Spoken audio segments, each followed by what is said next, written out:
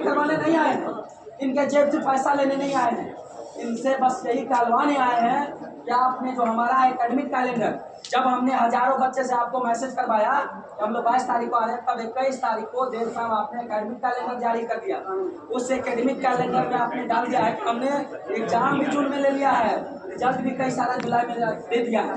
तो भाई आप जून में एग्जाम ले लिए और उस बच्चे का अभी तक रजिस्ट्रेशन नहीं हुआ, फॉर्म नहीं बताया, तो आप एग्जाम कैसे देंगे भाई? आप एकेडमिक कैलेंडर बच्चों को शांत करने के लिए दिए, लेकिन आपको एक बात ध्यान रखना चाहिए, जो बच्चा 3 साल से आपके से बना के डाल दिया शिकार होता रहा है, वो अब आपके व्यवस्था का शिकार नहीं होगा। आपके कुर्सी को जरूरत पड़ेगा तो आप कितना भी सुरक्षा घेरा अपना बढ़ा ले, Z+ लगवा लीजिए, लेकिन जरूरत पड़ा था आपका कुर्सी खींच के हम लोग रोड पे जाएंगे। हम लोगों को अपने हक अधिकार की लड़ाई लड़ने दो।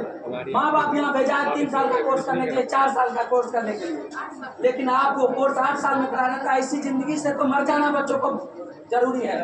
आत्मदाह कर लेगा आदमी, आत्महत्या कर रहा है स्टूडेंट, कई सारा। अभी आप 30 साल का रिकॉर्ड देख लीजिए, इस यूनिवर्सिटी से जुड़े कई बच्चों ने आत्महत्या कर लिया है, और उसमें बच्चों ने लिखा है कि भाई साहब यूनिवर्सिटी प्रशासन की लापरवाही रही है कि एग्जाम नहीं हो पाया। तो आखिर इसका जिम्मेवार कौन है? उन माँ पिता का जिम्मेवार है, उसकी किसान पिता का, उनका कौन जिम्मेवार है? कौन जवाबदेह है? उन बच्चों का भविष्य क्या होगा? जो 6,000 रुपया महीना में काम करते हैं, उनके बच्चों से आप 6,000 रुपया फी भरने के नाम पे लेते हैं, और 80% बच्चों को आप फेल करते हैं, फिर फी भरने के नाम पे 6,000 रुपया लेते हैं। आप जोड़ के देखिए, 1 लाख स्टूडेंट से अगर एक बार में 4 लाख भैया, तो आप उसका कैलकुलेशन करके देख लीजिए क्या करोड़ रुपया होता है। 2800 रुपया लोकल लेवी। ये भाई लोकल लेवी क्या है? किसी कॉलेज से यहाँ पहुँचाने में 2800 रुपया आपको चाहिए।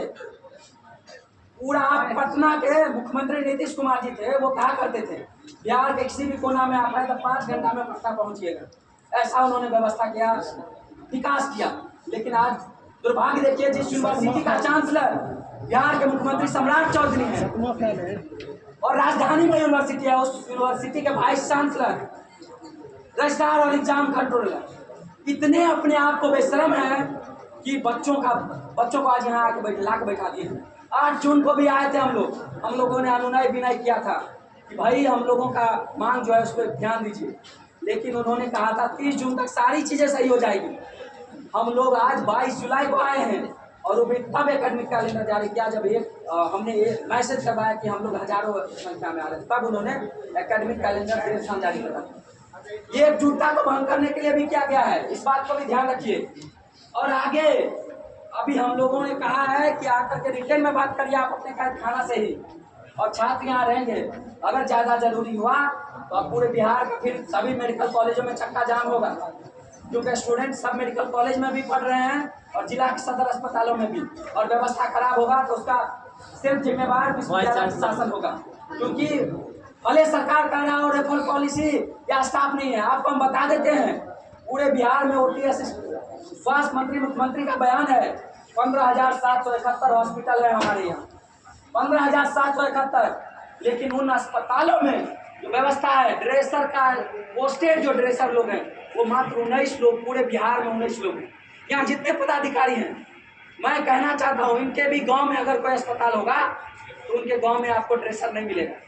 उनके भी गांव में कोई मरीज आता है तो उसका रेफर पहले मेडिकल कॉलेज में कर देता है कि वहीं जाइए वहीं होगा। अगर किसी का कपार फट गया, किसी को एगो बोन में इंजेक्शन भी लेना है तो। इसके अलावा OT असिस्टेंट मात्र 171 पूरे बिहार में पोस्टेड है। ये सरकारी आंकड़ा है, हमारे पास पूरे बिहार का सरकारी आंकड़ा है।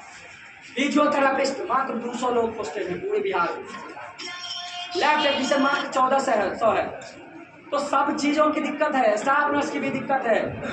एक्सरे टेक्नीशियन मात्र 161 है। तो बताइए कि ग्रामीण इलाकों में जो अस्पताल है, उन अस्पतालों में सेवा इसी स्टूडेंट जो प्रशिक्षण करते हैं उन स्टूडेंट के भरोसे चल रहा है।